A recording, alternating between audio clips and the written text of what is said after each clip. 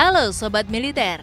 Indonesia memiliki militer dari matra darat, laut, dan udara yang kuat untuk menjaga pertahanannya dari serangan negara lain. Ketiga matra TNI itu masing-masing juga memiliki pasukan elit khusus yang kemampuannya disegani dunia. Ada Detasemen Bravo atau Den Bravo 90 milik TNI Angkatan Udara, Detasemen Jalamangkara atau Denjaka, Batalion Intai Amfibi atau Yontai VIP Marinir, Komando Pasukan Katak atau Kopaska di bawah TNI Angkatan Laut. Selanjutnya, Komando Pasukan Khusus atau Kopassus Satuan Elit TNI Angkatan Darat. Untuk menjadi bagian dari pasukan elit tersebut tidak mudah. Latihan super keras dan sadis harus dilewati calon prajuritnya. Mereka dituntut harus mampu beroperasi di berbagai kondisi, sendiri maupun dalam tim. Berikut latihan militer Indonesia paling sadis yang mendunia. Apa saja? Simak videonya sampai habis ya.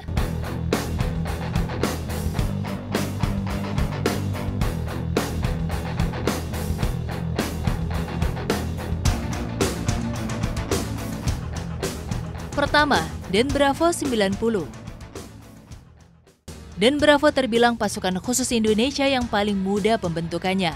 Den Bravo baru dibentuk secara terbatas di lingkungan Korps Pasukan Khas TNI Angkatan Udara pada tahun 1990. Bravo memiliki arti yang terbaik. Berbagai latihan anggota Den Bravo dimaksudkan untuk memperkuat kemampuan anti-teror mereka.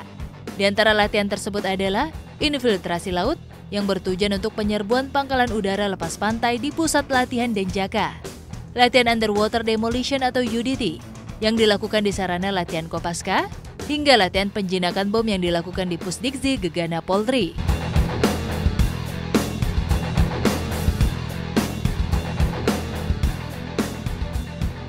Kedua, Denjaka.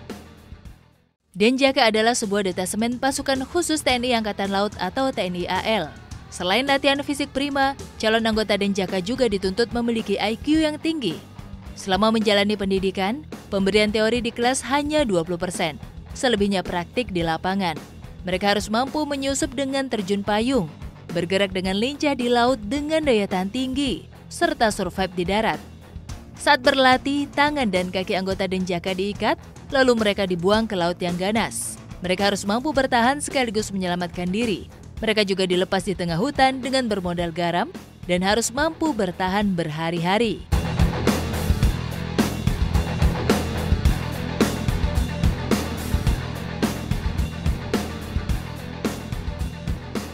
Ketiga, Yontai VIP.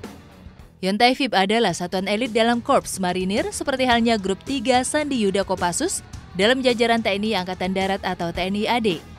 Bentuk latihan Yontai VIP adalah para siswa Intai Amfibi menggelar daki serbu.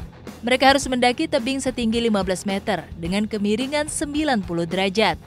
Tidak hanya itu, ada juga latihan red tajam atau doper, serta renang dan dayung menembus gelombang pantai selatan. Selain latihan, kemampuan mereka juga diuji untuk melakukan Hell Week, menembak senjata ringan, menembak senjata bantuan, tahap kelautan, tahap komando hutan, tahap Intai Amfibi, lintas Medan Banyuwangi Surabaya, terjun statik, terjun bebas, dan tahap intelijen di sejumlah wilayah latihan di Jawa Timur.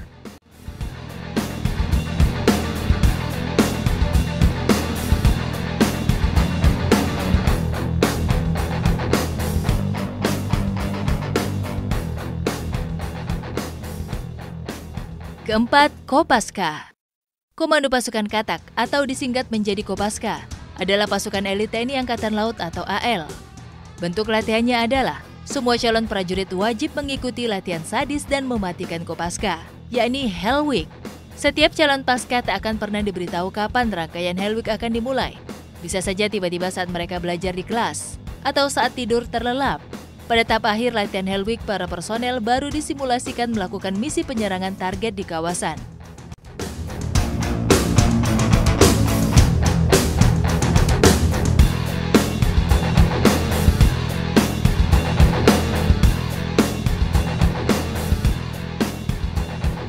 Kelima, Kopassus. Komando Pasukan Khusus atau Kopassus memiliki latihan yang ekstrim. Latihan ekstrim Korps Baret Merah ini berlangsung dalam 3 tahap pendidikan selama 20 hari. Ketiga tahap ini merupakan momen penyeleksian prajurit elit Kopassus. Para calon anggota Kopassus harus lulus latihan dasar komando, penjelajahan dan survival di dalam gunung dan hutan, serta pendaratan laut. Tahapan paling sulit yang dirasakan oleh prajurit adalah ketika sesi pelolosan dan kem tawanan yang berlangsung selama 1 hari penuh. Mereka akan dilepas satu persatu dari tempat rahasia yang berada di Pulau Nusa Kambangan Cilacap.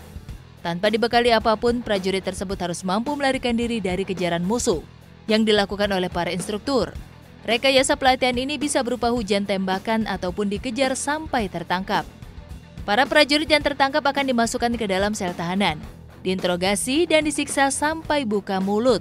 Mereka harus mampu berenang di kedalaman laut sambil membawa senjata dan memikul beban perbekalan yang berat. Nah, itulah daftar latihan pasukan elit Indonesia yang mendunia.